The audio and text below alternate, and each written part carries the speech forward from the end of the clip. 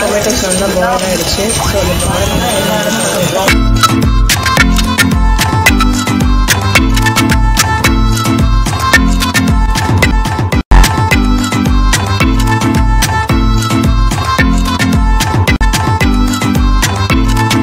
Hello hi friends, welcome to Sophie kitchen. இன்றைக்கி என்ன செய்ய போகிறோம்னு பார்த்தீங்கன்னா ரவா கிச்சடி செய்ய போகிறோம். எல்லாருக்குமே அது ரொம்ப பிடிக்கும்.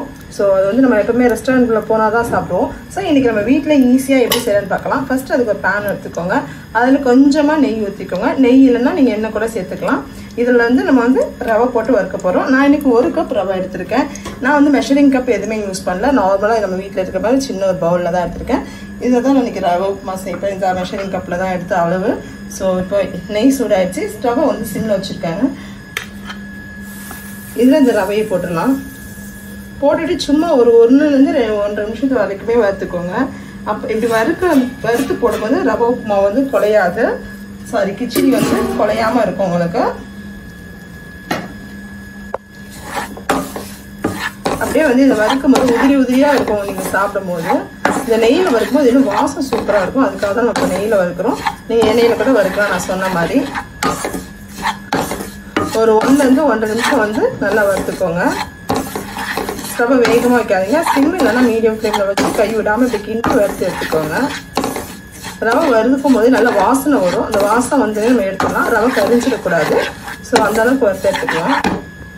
இப்போ பாருங்கள், ரவை நல்லா வறுபட்டுருச்சு. இப்போ இந்த தெரியுது அவங்களுக்கு உதிரியாக இப்போவே தெரியுதா நம்ம போடும்போது எப்படி இருந்துச்சு. இப்போ பாருங்கள், இப்போ நம்ம வதக்கும் போதே நமக்கு வந்து அவ்வளோ சாஃப்டாக அந்த மாதிரி இருக்கும். ஸோ அப்படியே உதிரியாக நம்ம கரண்டிலே அவ்வளோ தெரியும். ஸோ இப்போ இந்த ஸ்டேஜில் நம்ம என்ன பண்ணோன்னா எடுத்து ஒரு பிளேட்டில் ஆற வச்சுக்கலாம். அவ்வளோதான். இப்போ ஸ்டவ்வை வந்து ஆஃப் பண்ணிட்டு எடுத்துக்கலாம். அதே பேனில் வந்து நான் எண்ணெய் ஊற்றிருக்கேன். எண்ணெய் இதுக்கு வந்து கொஞ்சம் தாராளமாகவே ஊற்றிக்கலாம். எண்ணெய் சூடானே கடுகு போட்டுக்கோங்க. கடுகு பொரிஞ்சோடனே ஒரு 1/2 ஸ்பூன் உளுந்து, 1/2 ஸ்பூன் கடலைப்பருப்பு போட்டுக்கோங்க.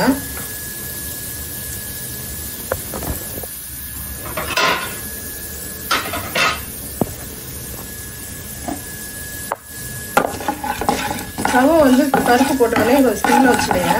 ஏன்னா உடனே கரிஞ்சிடும். அதுக்காக தான்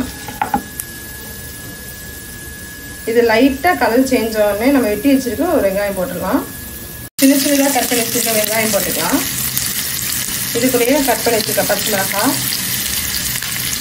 நான் பெரிய பச்சை மிளகாய் இருக்கிறதுனால 1 போட்டுக்கிறேன். ஒரு சின்னதாக இருந்தால் 2 போட்டுக்கோங்க. காரம் வந்து உங்களுக்கு ஏற்ற மாதிரி நீங்கள் போட்டுக்கோங்க. நான் காரம் கம்மியாக தான் எப்போவுமே சேர்ப்பேன்.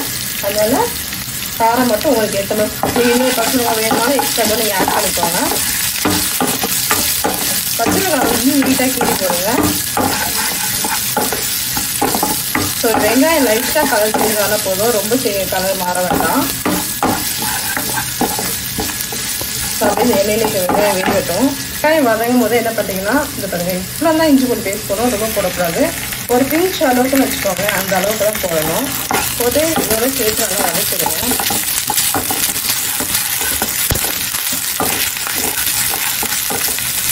ஏன்னா நல்லா ஃப்ளேவர் கொடுக்கும். அதுக்காக தான் நம்ம போடுறோம்.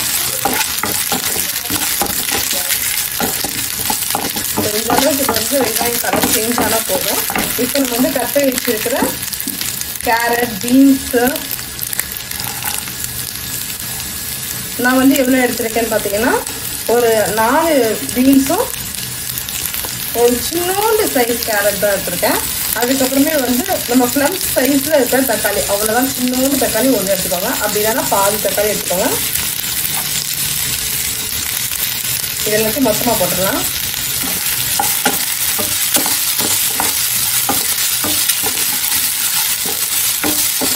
இது ஒரு 3 நிமிஷம் நல்லா வேகட்டும். இதுக்குமே வந்து நம்ம வேக வச்ச தக்காளி போட்டுக்கலாம். உங்களோட பச்சை பட்டாணி இருந்துச்சு அப்படின்னா அது போட்டுக்கோங்க. நான் வந்து ஊற வச்சு எடுத்துக்கிட்ட பட்டாணியாக இருக்கேன். ஸோ அதான் இது சும்மா கொஞ்சமாக போட்டுக்கோங்க.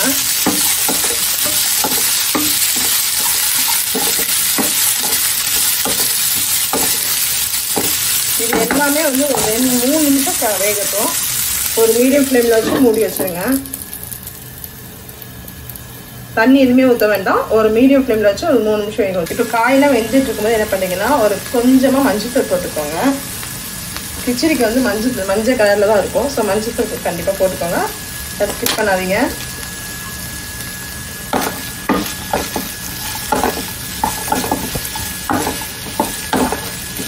இன்னும் கொஞ்சம் காய் வேகட்டும். வெங்காயம் நம்ம தண்ணி ஊற்றிக்கலாம். நான் வந்து 1 கப் ரவை எடுத்திருக்கேன்னு சொன்னேன் பார்த்தீங்களா, அதுக்கு நீங்கள் எவ்வளோ திரும்ப தண்ணி ஊற்றுறீங்க? நம்ம நார்மலாக உப்புமா செய்ய வந்தால் 1 கப்புக்கு 2 கப் தண்ணி ஊற்றுவோம். ஆனால் இப்போ நம்ம கிச்சடி வந்து ரொம்ப சாஃப்டாக இருக்கணும், கொஞ்சம் நேரம் கழிச்சு நம்ம சாப்பிட்டா அந்த கிச்சடி சாஃப்டாக இருக்கணும் அப்படின்றதுனால 1 கப் ரவைக்கு 3 கப் தண்ணி ஊற்றணும். வெந்நி நான் வந்து பக்கத்தில் சூடு பண்ணி வச்சுருக்கேன். நல்லா கொதிக்கிற வெந்நி எடுத்து வச்சுக்கோங்க. அந்த தண்ணி நம்ம ஊற்றிக்கலாம். 1 கப்புக்கு 3 கப் தண்ணி. ஸோ இன்னும் கொஞ்சம் தான் காய் வேகட்டும். இப்போ பாருங்கள், காயும் நல்லா வெந்துருச்சு. அப்புறம் மஞ்சத்தூளோட பச்சை வாடையும் போயிடுச்சு. ஸோ இப்போ வந்து நம்ம தண்ணி ஊற்றிக்கலாம். நான் சொன்ன மாதிரி 1 கப் ரவைக்கு ரவையை வறுத்து வச்சுக்கோங்க, மறந்துடாதீங்க. 1 கப் ரவைக்கு நல்லா கொதிக்கிற சூடான தண்ணி 3 கப் வச்சுக்கோங்க.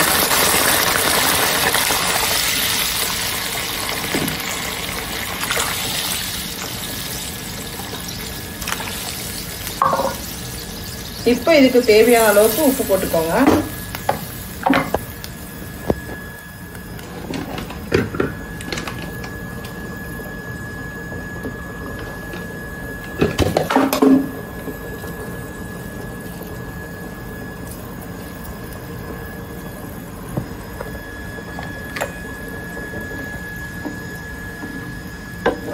தண்ணி கொஞ்சம் கொதிக்கட்டும். உப்பு காரம் எல்லாமே கரெக்டாக இருக்கான்னு செக் பண்ணிக்கோங்க. இந்த டைமில் தண்ணி பார்த்தீங்கன்னா நல்லா கொதிச்சிருச்சுங்க பாருங்கள். இப்போ ஸ்டவ்வை வந்து சிம்மில் வச்சுருங்க. வச்சுட்டு வறுத்து வச்சுக்கோங்க ரவை. இது மொத்தத்தையும் போட்டுறக்கூடாது, கொஞ்சம் கொஞ்சமாக இப்படி போடுங்க. போட்டுட்டு அதுக்கப்புறமா என்ன பண்ணுறீங்கன்னா கிண்டி விடுங்க. இதே மாதிரி தான் எல்லா ரவையுமே கொஞ்சம் கொஞ்சமாக போட்டு தான் கிண்டி விடணும். ஸ்டவ் வந்து சிம்மில் தான் இருக்கணும், அதை மறந்துடாதீங்க. வேகமாக வச்சிங்கன்னா தண்ணி உடனே வற்றிடும். தண்ணி வற்றிடுச்சுன்னா ரவை வந்து ஒன்றோட ஒன்று ஒட்டிக்கும், நமக்கு உதிரி உதிரியாக வராது. இது மாதிரி கொஞ்சம் கொஞ்சமாக போட்டு இதே மாதிரி எல்லா பக்கமும் படுற மாதிரி கிளறி விடுங்க.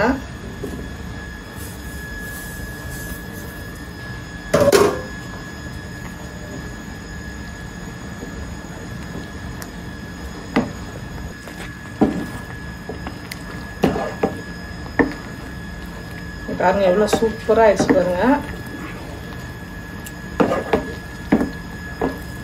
ஸ்டவ் சிம்மில் தான் இருக்கு இன்னும்.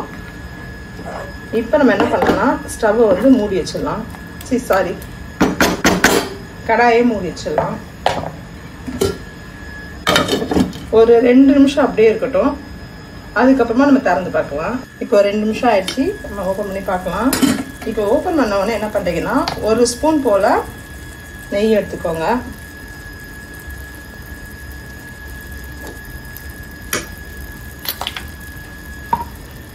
இது அப்படியே கிளறி விடுங்க. அதுக்கப்புறம்